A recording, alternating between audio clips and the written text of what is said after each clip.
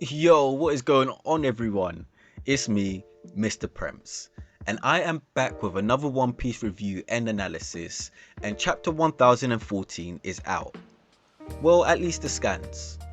Now, to be honest, so much happened in this chapter that I've actually got to do this video just a little bit different than normal, and break down the different pieces of action that we got, because I think that we've been left with more questions than answers right now. Now, before I get started, as always, make sure you leave a like on the video as it helps me out so much with that YouTube algorithm. And make sure you subscribe to the channel as I try to bring you all One Piece chapter reviews on a weekly basis. But now those formalities are out of the way, let's get into this chapter. The chapter is called A Lifelong Ham Actor, and when I first read this, I had no idea the relevance it would have in the chapter. But for most of you, I'm sure that you were 100 steps ahead of me and realised that the word actor would instantly suggest that Kanjuro would be in this chapter.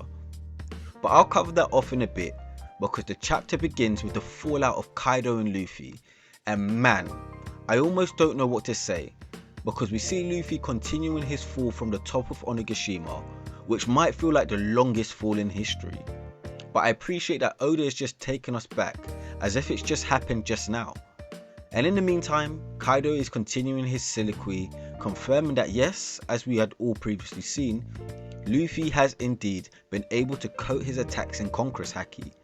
However, his technique was just terrible. Or should I quote Kaido, left a lot to be desired. As Kaido laughs in the background and is like, what was that move you were trying to use again? That Gomu Gomu nonsense? And this is actually hilarious to me, because I made a video talking about Luffy a while back ago, and I talk about his moveset and him as a character, and I talk about how childish he actually is. And if we look back at Luffy's moveset, his Gomu Gomu techniques have literally been like that since he was a child, and he had that Gomu Gomu through. So the fact that Kaido's laughing at his moveset when Kaido's using attacks like Thunder Bagua, and even his peer Big Mom using attacks like Heavenly Fire, then you have Luffy out here doing Gomu Gomu pistols, and I can understand exactly where Kaido is coming from. But what comes next is what I think is mind blowing, because Kaido says, it seems you couldn't be Joy Boy either. And what the heck? Joy Boy is one of those massive unknowns in One Piece. There's a million theories about Joy Boy, but today Oda tells us that he doesn't believe Luffy can be Joy Boy either.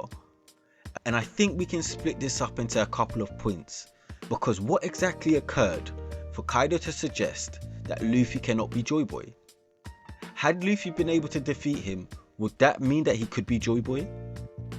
It seems that Kaido actually knows a little bit more than we actually envisioned. And by we, I mean me, because I've not quite delved into any Joy Boy theories as yet. But this is extremely interesting. I think it's pretty much confirmed now that Joy Boy is a title, and that you can only have this title by doing certain things, or maybe achieving something. But if I dissect this further, it seems that Kaido was upset that Luffy isn't Joy Boy, which makes me question whether he too is waiting for Joy Boy. Or maybe he's questioning whether he can be Joy Boy himself. I mean, there's a lot I want to talk about here, because I think we need to give Kaido and the Yonko a lot more credit than we have done in the past. Because I'm starting to believe that they all know a lot more than we think. And it may be that they're all trying to be Pirate King themselves. Maybe excluding Shanks actually. Big Mom straight up told us she wants to be Pirate King. She's been eager for Kaido's poneglyph and also Puddin's third eye opening. And earlier on, they were trying to capture Nico Robin. Kaido clearly is far more informed than I thought, and his knowledge about Joy Boy might actually come from being in the Rocks Pirates, which would definitely be interesting if Oda flushed that out a little bit more. But I think that's enough on Luffy and Kaido, because the action does indeed move on. We got Yamato and Momonosuke in the same segment, even though we know that Yamato left Momonosuke to go fight Kaido, who was with Luffy on the rooftop. But little does she know, or should I say does she know just yet, Luffy has been defeated. But we see that Momo has clearly been reading Oden's journal that Yamato has left behind, and he's like, oh damn, I really can't afford to die. which is so intriguing, with Oda teasing us that there's definitely some important information in this journal, and probably the explanation of who the Kozuki are and maybe what Momonosuke's purpose is. I've got a few thoughts myself as to what could be written in this journal, and I think it links to the whole Void Century aspect, particularly with Toki travelling from that time and her family being from Wano. And there's definitely a dynamic to be analysed here, but I mean that's all we get, so I'll wait till we get some more. But just as things seem to get interesting and we think we might find out what exactly it was that Oden wrote in his journal, Momo starts freaking out. His head is ringing and it's the voice of all things coming into play again. Shinobu, Kinemon and Kiku have no idea as to what is going on. Oda continues to tease us here because Momo tells Kinemon he has to tell everyone, but doesn't finish his sentence off. And this is so frustrating because at this point I'm like, we got Kaido talking about Joy Boy, Momo's voice of all things activating. What is about to happen on Wano right now? But we move on in the chapter with Oda's trolls, because last time we saw Chopper, he was fighting Queen.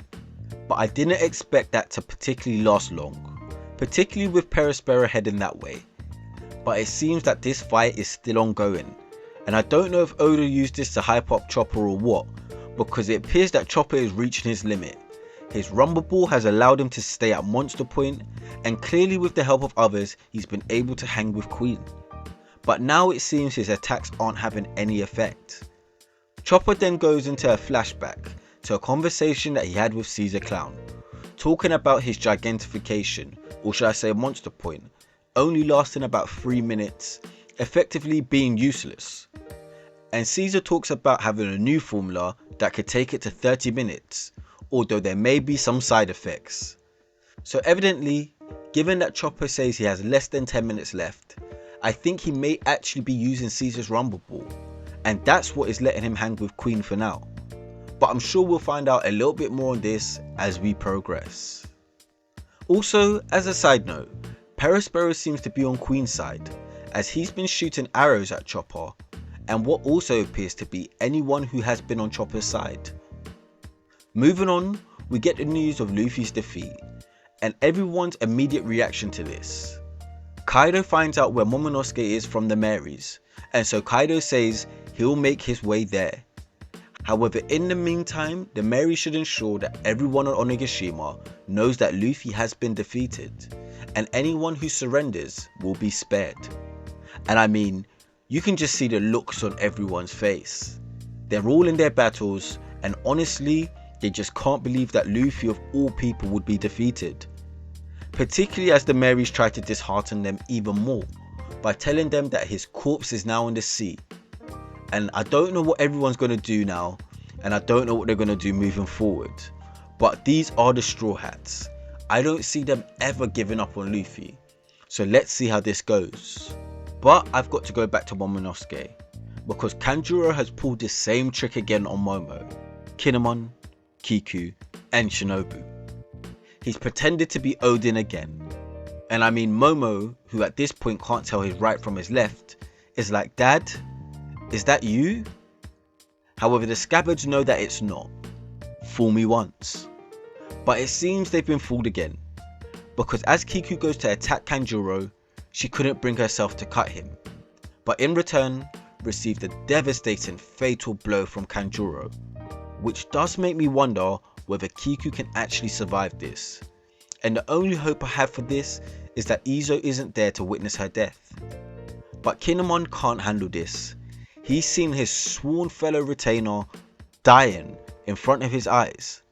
So he grabs his swords and he deals what I believe to be the final blow on Kanjuro as he cuts him. And I mean, Kanjuro is so bad-minded. He talks on all of this being a performance and Kinemon being the best friend on stage, and that it was only right that it would be him to close his curtain.